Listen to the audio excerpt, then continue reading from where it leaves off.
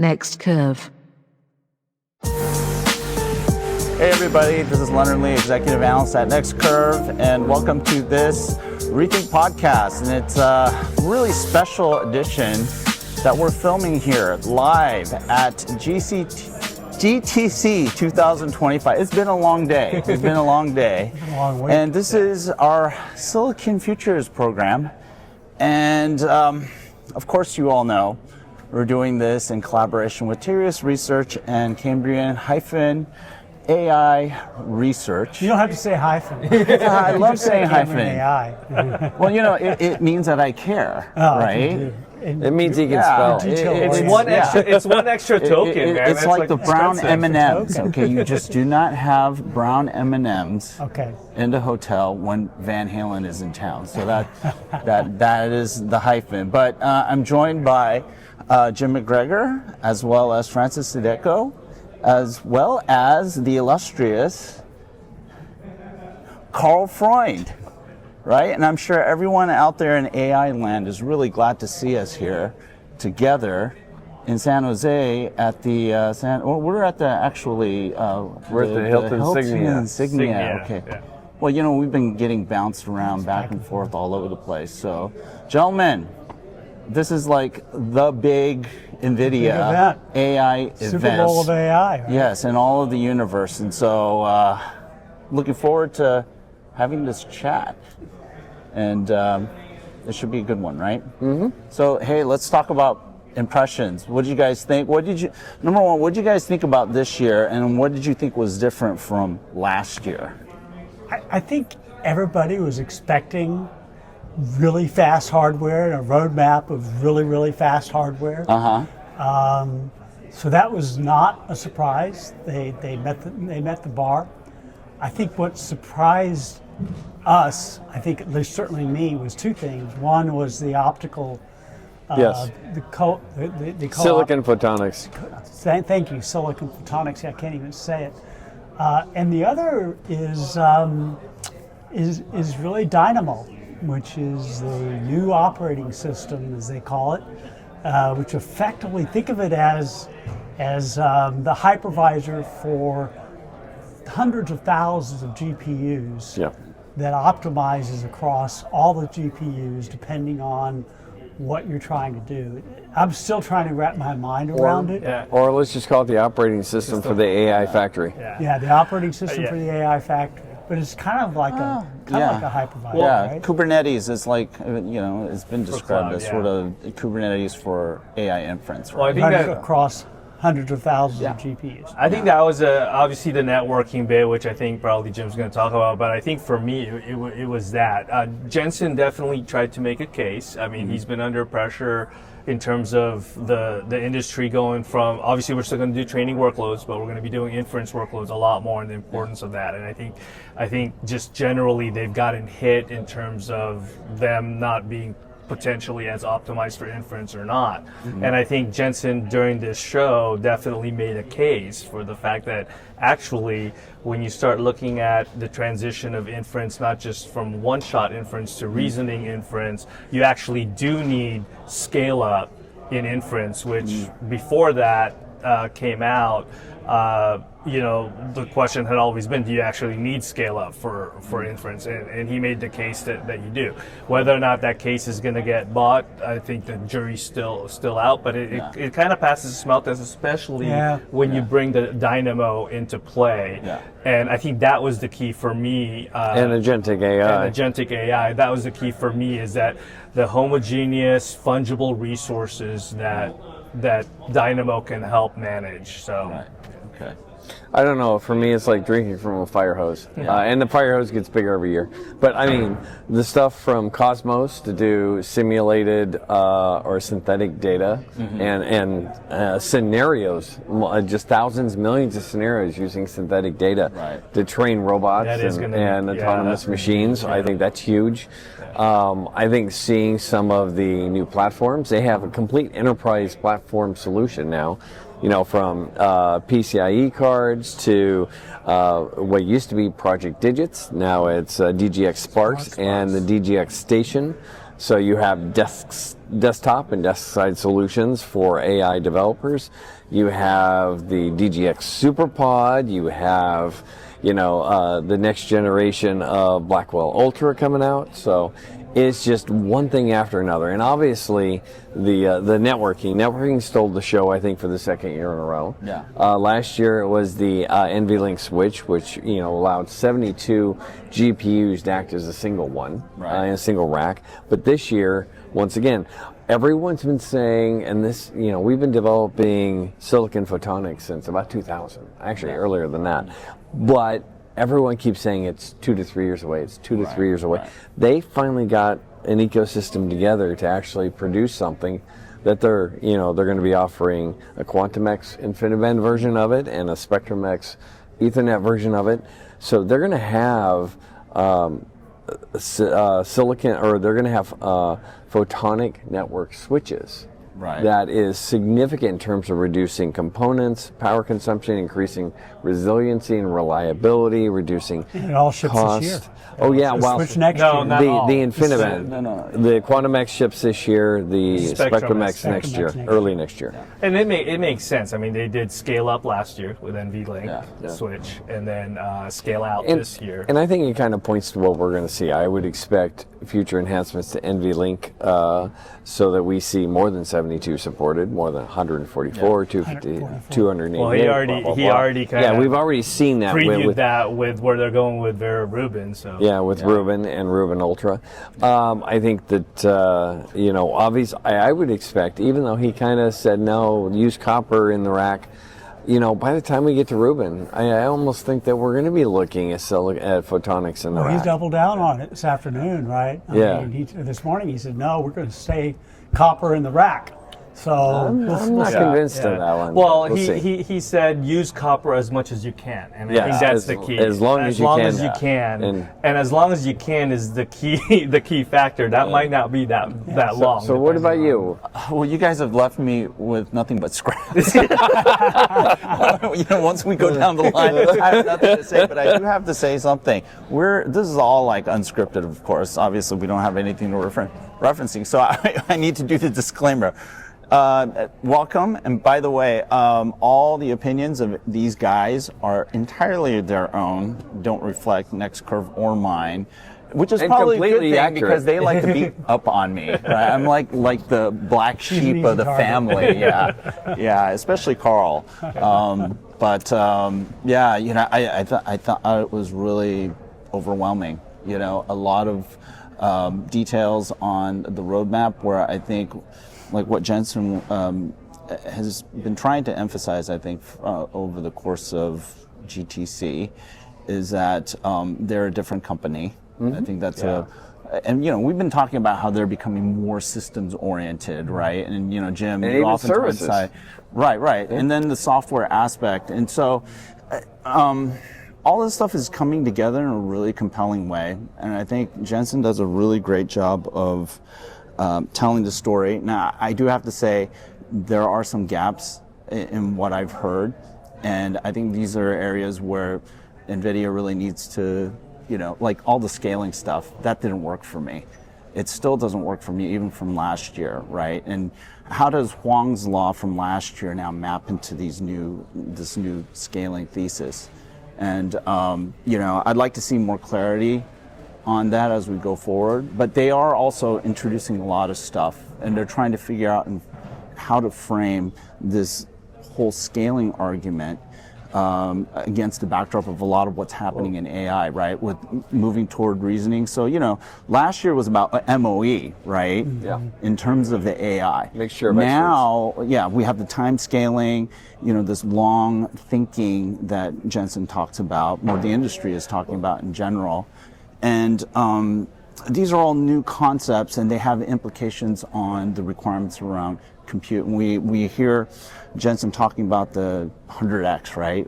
With reasoning, we need 100 times more, Or more. compute, Tokens. More, yeah. which is different from tokens. That was one of the things that I took away. As we talk about tokens, we need to think about it not just in general terms, but very specific terms, in terms of the inputs, and then what gets generated in terms of a token, and how that translates into how much more compute you need.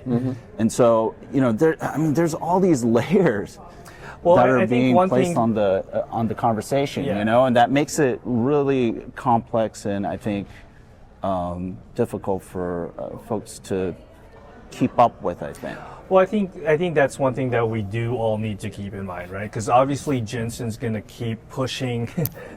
Jensen's going to keep pushing the boundaries of what's needed, but that doesn't mean that's the only way enterprise AI or AI in general is going to create value for the economy at large, right? There's a ton of bifurcations that are happening in terms of use, in terms of how you architect these data centers for what different enterprises need, and so forth. So not everything is going to be the top of the line Uber scale stuff that Jensen's talking about. There's going to be room for other architectures and other use cases that don't need that screaming high-end capability. Well, and especially with the infrastructure requirements that come with them in terms of the cooling and power and everything else. But one thing that really amazed me, and they made this change a couple of years ago to kind of combine their automotive stuff and their other robotics and other stuff into autonomous machines. And hearing from some of the other groups, learning that even though AVs have kind of been pushed out and fallen by the wayside, that a lot of these other groups focused on robotic machines for healthcare and other types of applications, how they've taken that learning that's already gone into automotive, even if it's not being deployed, how they've taken that learning and applied it to other forms of autonomous machines, particularly robotics. Oh, really quickly, I wanted to bring this up because I thought, we've been talking about digital twins for a long time, and, quite honestly, a lot of conversation, especially I think about 2 years ago, was kind of nonsensical.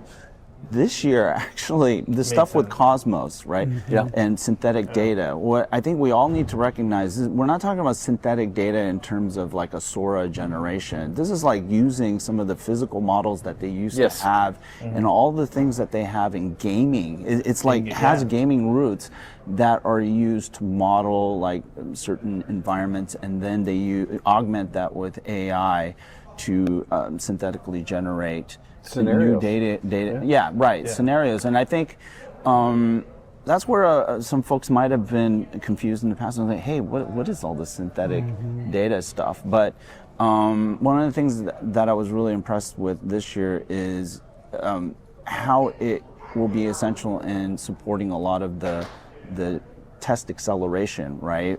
That are going to provide the learning environments and the learning experience for these models that are going to be trained. And this has roots, like what you're saying, in automotive. And just there's all this heritage that's kind of coming together in some of these concepts that I think are actually pretty powerful. I think one of the things that I'll never forget the quote from the keynote, which is Jensen calling himself the Chief Revenue Destruction Officer.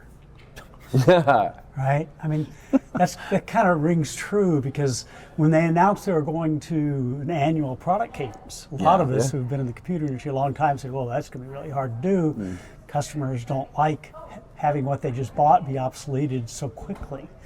But he really embraced it.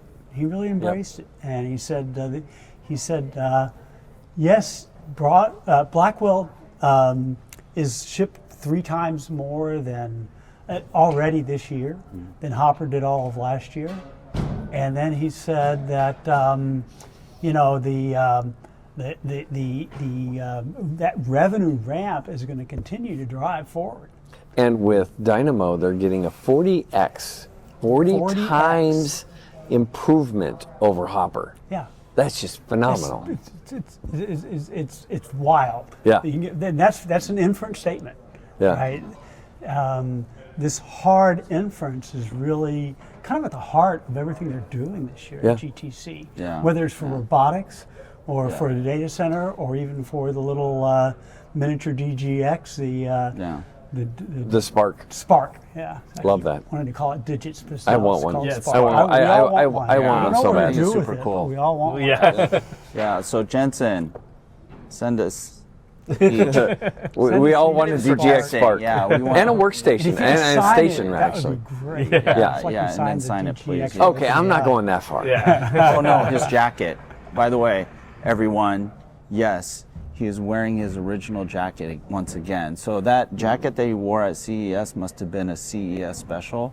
Yeah. So yeah, Well, he wore 2 different jackets today and yesterday. did he? Yeah. Yeah. Oh. He's got- I got didn't he's know that got he a had lot. such 40 of them. Diversity in his Yeah. jacket collection. He does. I wonder if he wore that jacket or a suit when he went to the White House. I don't know. I didn't see any videos of his arrival. Maybe at it's the a White House. simulation.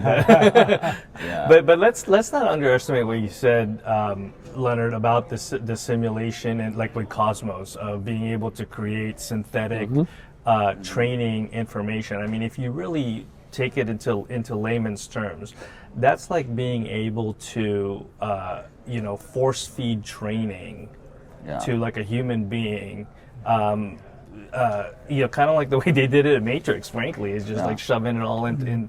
It's like driving a billion yeah, miles. It's like driving a billion well- miles in a very short amount of time, and the sheer amount of experience that you're able to gather and apply. One of the stats was 27 years of of what it would be real time, physical training in what was it? in one day. One day day on one GPU. And that's assuming in real world you actually encounter those situations. Yeah, Like right? dropping Godzilla in the middle of the freeway. Yeah. What does your car do? Yeah, When yeah, Godzilla that suddenly happen. shows Yeah, up? yeah.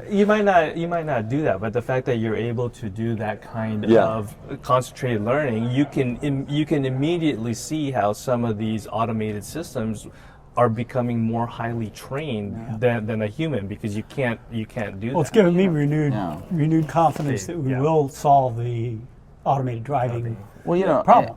And it's not net new, because I mean they were talking about this stuff like 4 years ago. Yeah. It just- at it the was- sort of like yeah. the height of like the AV Yeah. hype. But its right? application wasn't as clear. Well, now you can see Yeah. how Well, it's It gonna make a diversified difference. its application. Yeah. I think. I think it was still clear and necessary back then, Yeah. right? In accelerating the training of AV systems. Now, I mean, they're broadening it, especially with their focus on robotics, right? Yeah, Which with is more- Isaac Groot. Right. Yeah, being able to take a human actually doing something, combining it with videos of humans doing something, Yeah. and then using AI to create simulations and solutions, and just phenomenal. I mean, I know that even a lot of surgery being done today, like knee replacements and shoulder replacements and stuff like that, they're actually using robotic arms to do all the cutting Yeah. and everything else. It's amazing. That just blows me away. One of the things that I thought was really interesting was a discussion about the automotive industry and NVIDIA's approach to the automotive industry, which I always thought it was primarily in vehicle, and now I'm starting to realize that's nice if they have an NVIDIA chip in the vehicle. That's the what tip they're of the really iceberg, after is yeah. the cloud for Yeah. simulation for the vehicle operation. For the training. Yeah. And command and control. And an important point was that only 5% of the vehicles in the world today are level 2 and above. Yeah. So there's a huge opportunity there. Yeah. And the opportunity is not just in the vehicle, it's all the simulation all those vehicles, all those OEMs will require before they put those cars on the road. And while they did kind of back out of the infotainment solutions, now they've got the whole partnership with MediaTek, MediaTek. using their technology, their IP to develop I'm develop surprised we didn't ICs. hear an update about that. Yeah, I was kind of surprised too, but Well, here- I would expect that we Focused will. on AI. Yeah. Well, on the automotive vehicle bit, right? I mean, put it in perspective. Right now, like in Nevada, you train your 16-year-old on 50 hours of drive time, and they give them a license. Oh my right? God. Okay, so and like 30 hours of classroom work, 50 hours of drive time, they give them a license. Okay, compare that with training an automated vehicle with 27 years worth of basically drive time. Yep.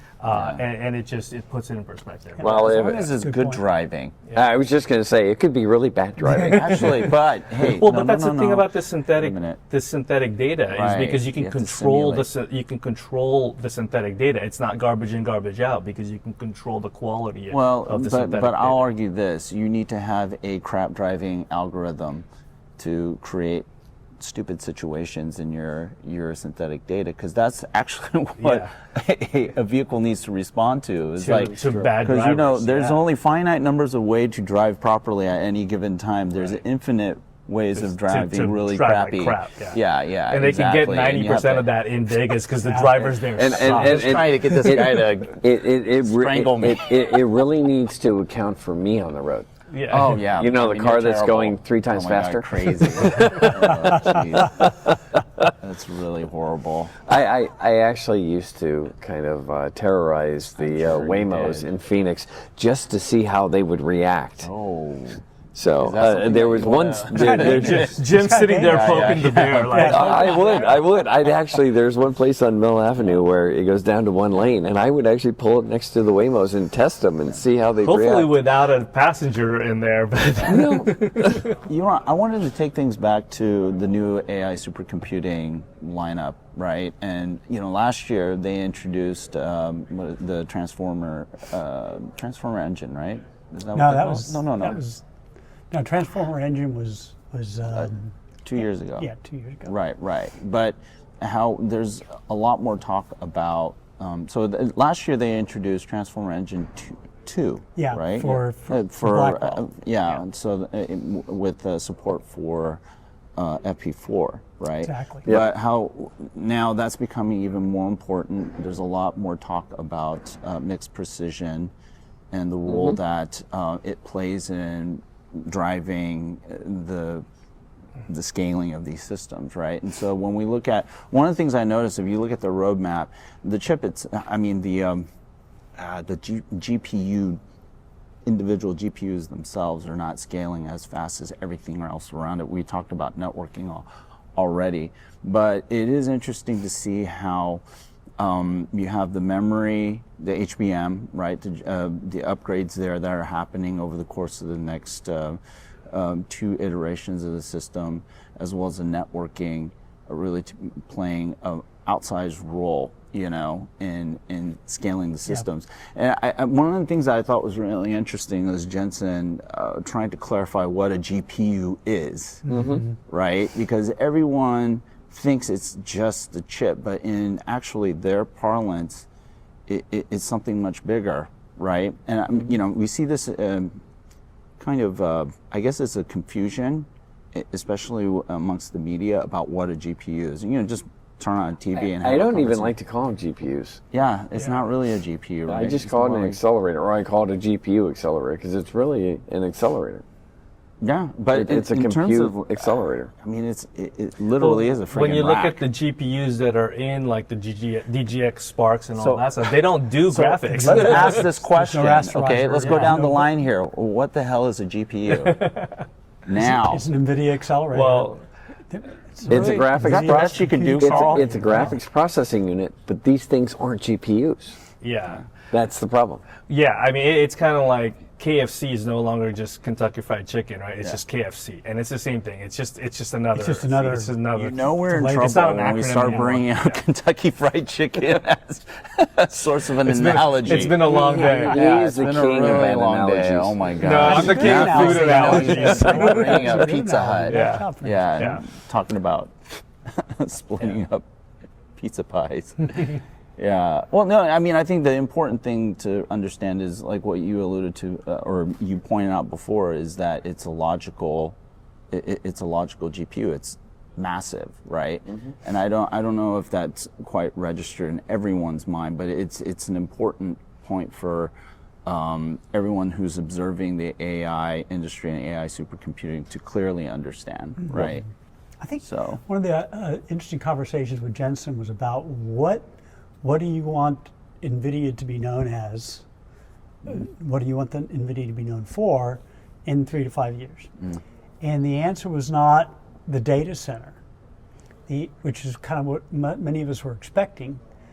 What he said was that NVIDIA is foundational to the entire world for artificial intelligence. Yeah.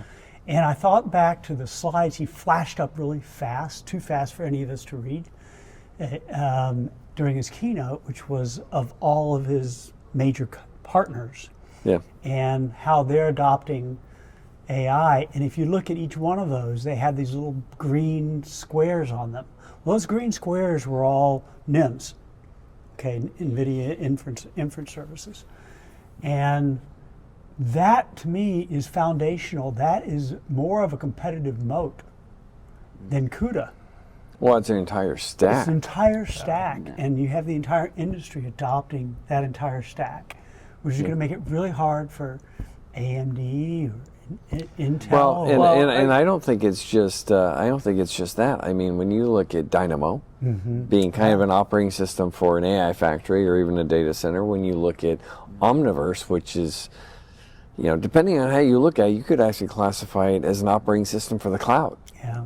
So there not to mention these almost endless foundation models are creating for each individual vertical segment. Yeah. So just going back to my earlier statement, though, I agree completely that NVIDIA is continuing to push the envelope. They're going to get a lot of value out of this and a lot of return on their investment. But that does not mean that there's no place and no role for other competitors, because not everybody needs like the Uber scale training or inference, frankly. In a lot of cases, there's still a lot of traditional AI solutions out there. And AI at the edge. There's a lot of AI at the edge, and even when you look at the more direct competitors to NVIDIA, I'm sure they're not standing still, right? Yeah. And they're going. There is an appetite for not just one. We don't want to end up with another kind of Wintel situation from 20, 30 years ago. And I think the industry, there is an appetite for other options, and especially at the edge. And especially at the edge, there's opportunity. That and for specific applications. I mean, that's why we still see hyperscalers doing their own silicon, because they have use cases where they know they can optimize for. Yes. Yeah. And those are, so one of the things that I think it's still not been clarified, or is well understood, is that there is a difference between hyperscale and cloud service provider. Oh yeah. Right. Oh, yeah. And that for the hyperscalers like Meta, who have singular workloads that are massive, it might be a recommender. And have enough scale to optimize. Yeah, I mean that's going to be a production application that requires that level of massive scale, where you're going to be going custom. You're going to tune the entire infrastructure singularly to run that set of workloads optimally, right? It's an operational system, and for the cloud and for the cloud service providers and the model builders, that's where I think NVIDIA has its sweet spot. Because it's programmable, it's more quote unquote general purpose, right? It has the flexibility of the software, where the hardware now can be used in a wide different range of purposes, right, and projects, and that's a different value proposition almost. But I do feel that NVIDIA is trying to break that notion, right? That no, actually, we're good for everything, right? And it's an argument, obviously, that they'll want to make, and so, but it's important to understand that dynamic. Yeah. Yeah, and so well, and we should also note that this is just mayhem. I mean, they have outgrown San Jose. Period. I mean, they shut down most of the roads. Yeah, they have to do it somewhere. This is ridiculous. They took over the entire park. Yeah. For food. Well, hopefully they'll be out in Vegas at some point. But. Yeah. So let's talk about enterprise generative AI. Did you? Well, I talked about the systems. You talked about the system, but enterprise, because one of the things that they're really trying to push for this year, because you're seeing things like I don't know if you noticed. There's like a whole AI data and storage movement going on, right? People want to get a handle on the enterprise data and figure that out, right? Which is different from what we're seeing with what the model builders are pursuing, which is, hey, how do we get as much publicly available or maybe in copywritten data as possible for us to train these foundation models, but for the enterprise it's different, right? Yes. And this is really, how do we make data available for compound AI applications that are going to enable us to take advantage of this new generative AI capability. And I want to make that distinction because everyone, kind of talks generically about AI, but the thing that's really caused this stir in the last 2 years is generative AI, right? And now agentic AI. And those are two different things. Yeah, they are. I think they're closely bound together in a certain way, in terms of function. Yeah. Well, generative AI is thought. Agentic AI is reasoning. So. Yeah, you know what? I'm glad you brought that up. That's okay. Keep going. So, one is going to give you a feedback on everything it's been trained on. The other one is actually going to sit there, think about it, and use a lot of different information that's available to it to actually make a judgment call.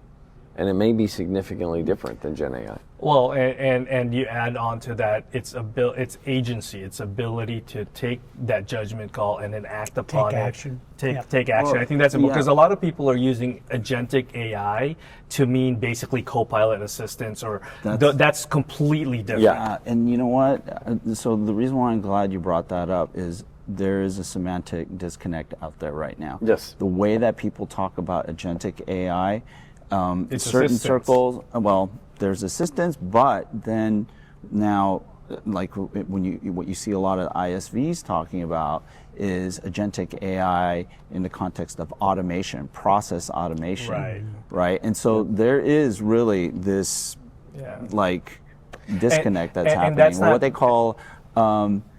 call it semantic de-specification. That's actually it goes the other way around. I can't even get my semantics in my head straight on that, but that is really important. If you're talking about agentic AI and the first thing out of your thought process is a process workflow, that's not agentic AI. That's an automated process workflow that's different than actual agency. Don't say that. Yeah, well, You're going to make some ISVs very unhappy by saying we just. Well, here's the thing. We have to make sure that we you can, from a marketing standpoint, okay, fine, use that. But if you're really trying to understand the implications to the technology and what you can or can't do about it and what kind of infrastructure you need to support it, you have to be clear about those nuances. Well, yeah, and then we also have to reconcile that against what we're hearing from a lot of when we're in the AI PC world and the on-device AI world, how they talk about agentic AI, right? Which is personalization, it's doing things for you. Yes, these are automation concepts. Well, right? there's context. There's the context element to it. There's the judgment, and then there's the action, which is exactly agentic AI. Okay. Yeah, without action, it's not agentic. No. And enterprise is, really trying to figure out how do they use all that information and free and open source models that are out there, combine it with their information, and then what resources do they need?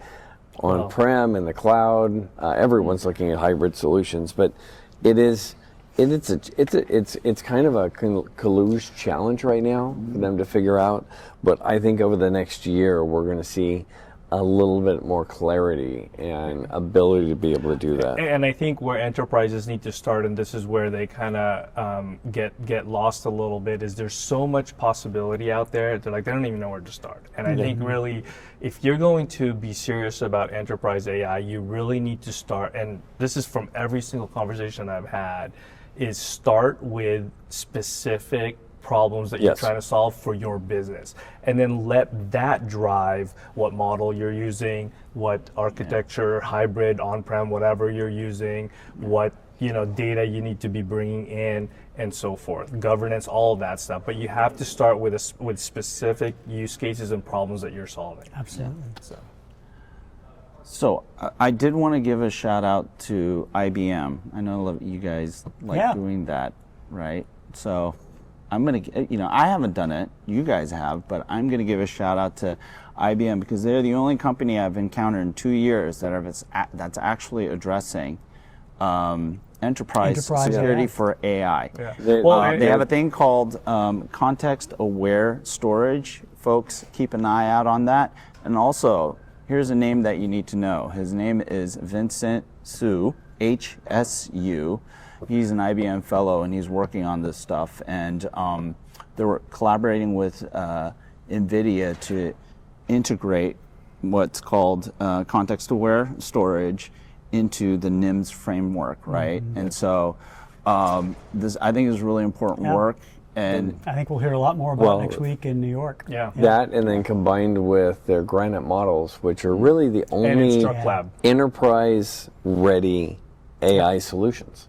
Yeah. Well, from a security and guardrail standpoint, but also couple that with Instruct Lab, where it makes it really easy to then bring your enterprise data context into the workflow. To retrain for a specialized model. Yeah. But again, even then, even in my conversations with IBM, they say it's very important for you to know as an enterprise exactly what problems you're trying to solve. Because then that's when the tools really sing. Yeah, and why I'm bringing this up is that I've identified this gap in RAG architectures.